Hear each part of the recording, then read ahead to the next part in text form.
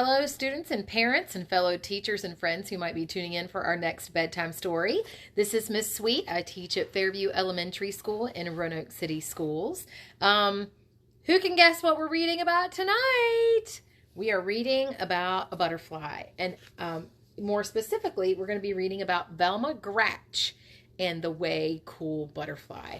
If you're tuning in, please shout out and I will see that you're here. So tonight we're going to be reading Velma Gratch and the Way Cool Butterfly, written by Alan Madison and illustrated by Kevin Hawkes. Velma Gratch was the youngest of the three Gratch sisters. Frida, the oldest, had gone through first grade, followed by Fiona. Now it was Velma's turn. The chorus teacher remembered Frida best because she had a voice like an angel. The gym teacher remembered Fiona best because she ran like the devil. And the first grade teacher, Mr. Plexipus, fondly remembered both sisters because of Frida's miraculous math and Fiona's spectacular spelling.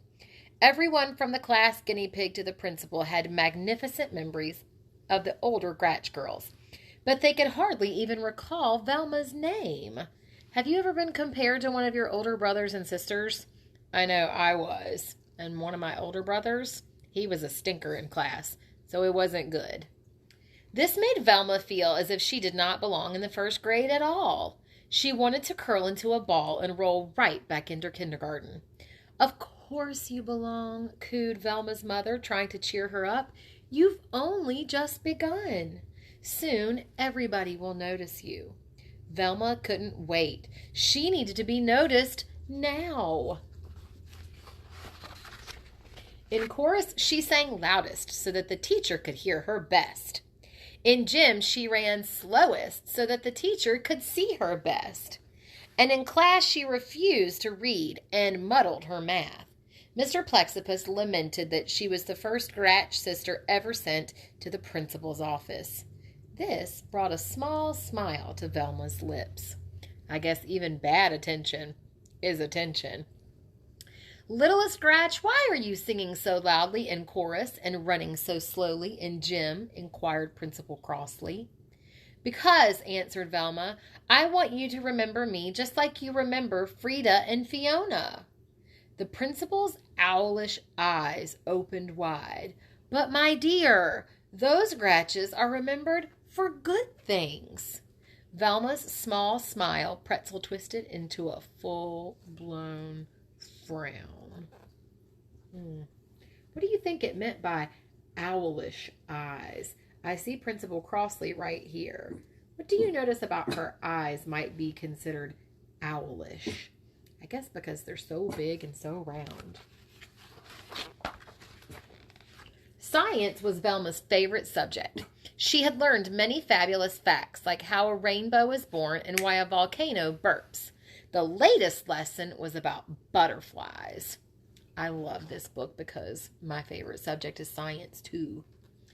Mr. Plexipus explained that a butterfly starts as an egg. The egg turns into a caterpillar. The caterpillar disappears into a chrysalis, which is a little sac, and does not come out until it is changed into a beautiful butterfly. He called this changing metamorphosis. Velma didn't want to forget this extra long word, so she repeated it again and again as she walked home. Metamorphosis, metamorphosis, metamorphosis. Look at that caterpillar she's looking at. Frida, when you were in first grade, did you study butterflies? Velma asked her oldest sister. No, we learned worms, Frida replied. Fiona, when you were in first grade, did you study butterflies? Velma asked her middle sister. No, we found out about frogs, Fiona stated. Well, said Velma proudly, we are studying butterflies and metamorphosis. That's way cool, Frida declared, and Fiona bobbled her head in way cool agreement. It looks like Velma has finally found something that she's going to be good at. Velma read everything in the library about butterflies. She discovered that there are 20 1,000 different kinds, which was a lot.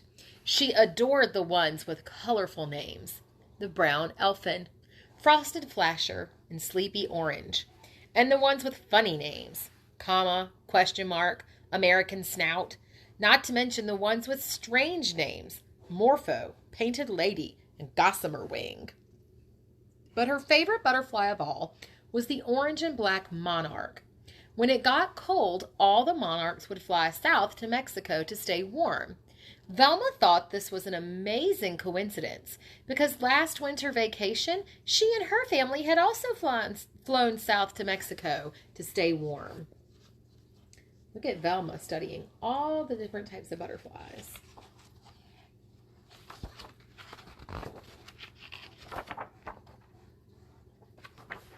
In science, Mr. Plexippus announced that they would take a class trip to the Butterfly Conservatory, a place where real butterflies were collected and cared for. Because Velma didn't want to forget this extra long word, she repeated it again and again as she walked home. Uh-oh, remember the last time she repeated a word again and again? Did she get it right? Conservatory, conservatory, conservatory. Frida, did you take a class trip in first grade? Velma asked her oldest sister. Absolutely. We went to the museum, Frida replied. Fiona, did you take a class trip in first grade? Velma asked her middle sister. Absolutely. We went to the aquarium, Fiona stated. Well, said Velma proudly, we're going to the conserve the story. That's way cool, Frida declared, and Fiona bobbled her head in way cool agreement. The Butterfly Conservatory was surrounded by fancy flower beds and bedecked with banners of butterflies. Velma was so excited, her knobby knees wobbled, her spaghetti arms trembled, and her carroty curls shook. A sharp-nosed woman holding a clipboard introduced herself. I am your tour guide. Inside, a butterfly might land on you, but please don't touch its wings. Does anyone know why? Velma's hand shot up. Because they're made of teeny tiny scales that could rub off like dust, and that is not good, she explained. Precisely, said the guide. What's your name? I'm Velma, the youngest of the 3 Gratch sisters. I don't think I know your sisters, the guide commented as they entered the rain-forested room. How exciting to go to a butterfly conservatory. It was a magical space, slathered in tall trees and tangled vines. Water gurgled over rocks and butterflies of every variety. Giant swallowtails, short-tailed skippers, pygmy blues, and best of all, monarchs. They flew up to forever. The guide explained that when it got colder in a couple of weeks, she would take the monarchs into the park and let them go free so that they could fly to Mexico. This traveling was called migration. Because Velma didn't want to forget this extra long word, she repeated it again and again as she walked through the rainforest. Migration. Migration, migration. Look at all those beautiful butterflies. A gorgeous green comma rested on Randy's head. The class oohed. A baby brown elfin settled on Sandy's nose. The class ahed. A big blue morpho alighted on Andy's shoulder. The class gasped, but not one single butterfly landed on any part of Velma. Time to leave, instructed Mr. Plexippus as they neared the exit. A tear formed in a distant corner of Velma's eye. All she wanted was one single tingly touch of a butterfly. On a nearby branch sat a most lovely monarch. How she yearned to pet those velvety wings. She moved slowly. The class was leaving. One more inch. It was so pretty. She froze. If she touched its wings, it might... Velma couldn't do it. She could not hurt a butterfly. Come now, Velma, we have to go. Sadly, Velma turned away, and at that very moment, the most marvelous thing happened. Uh-oh, what do you think is going to happen? Let's make a prediction. I predict somehow that butterfly is going to land on Velma. The monarch hopped from its branch and roosted right on Velma's finger. Delicate wings slowly folding, antennae twitching, weightless and wondrous, the insect sat. Velma was in heaven. That would be amazing to have a butterfly land on you. The bus is waiting, her teacher called. Velma placed her finger next to the branch. Bye-bye, butterfly, she whispered, but the monarch didn't move. We're closing, said the guide. Velma lightly blew on the butterfly. It didn't budge. Without ever touching the butterfly's wings, everyone tried to get the monarch to fly, crawl, or walk off of Velma's finger, but nothing worked. At last, Velma was told to leave with the butterfly still perched on her pointer. It stayed there on the bus ride home. How cool is that?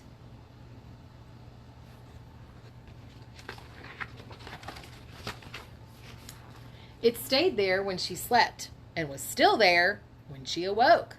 It stayed during gym, math, reading, ballet, soccer. Day in and day out, it stayed put on that pointer. Soon, everyone from the class guinea pig to the principal knew about Velma and her butterfly. Can you see it perched on her finger there while she's reading? Mr. Plexippus lamented that Velma was positively the first Gratch ever sent to the principal's office twice. This stuck an oversized frown on Velma's face. Velma, Principal crossly commanded, it is time for the butterfly to go. Oh, I've tried to get it to go, Velma moaned, but it just won't. Well, no one will ever forget this, the principal fumed. Velma's frown pretzel twisted into a small smile. Hey, I know what to do, she proclaimed. My grayson. Velma paraded Principal Crossley, Mr. Plexippus, her class, Frida, and Fiona to the park. Car horns honked, people yelled, but despite all the commotion, the monarch didn't move.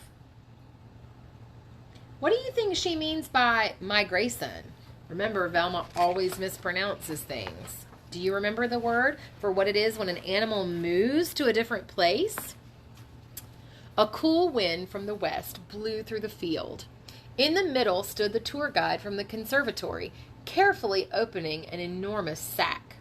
A single monarch butterfly stepped out, looked around, and flitted away.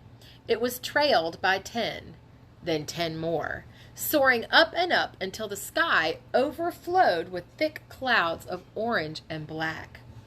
What's happening? Wondered Frida. Why are you letting them go? Demanded Fiona. Migration, answered the guide. Migration, repeated Velma. The wind tousled Velma's hair and tickled her butterfly's wings. The monarch jumped onto her nose as if to give her a kiss, and then took flight to join its friends.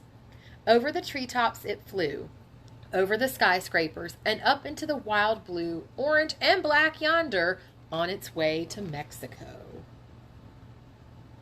And this is the real part of the story, is that monarchs do migrate to Mexico every single year.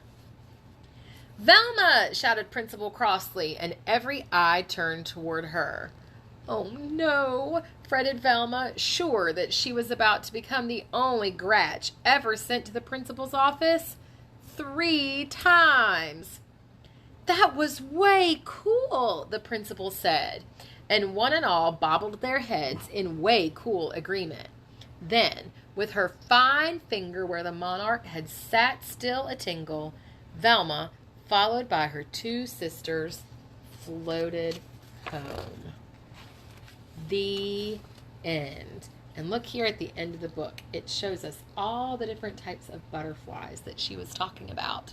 There is the harvester butterfly, and here is the orchard swallowtail, and here is the striped blue crow, and here, of course, is the monarch, and we have all different types. And look right here, the small Gratchus. Of course, that's Velma. So I hope you enjoyed the story tonight about Velma and her way cool butterfly. So even if your older brother or sister has been in someone's class and the teacher says, "Oh, I remember your brother or your sister," are you going to be exactly like your older brother or sister? No way, because everybody is different, and you don't need to strive to be remembered for something bad. Just be yourself, and people will remember you for exactly who you are.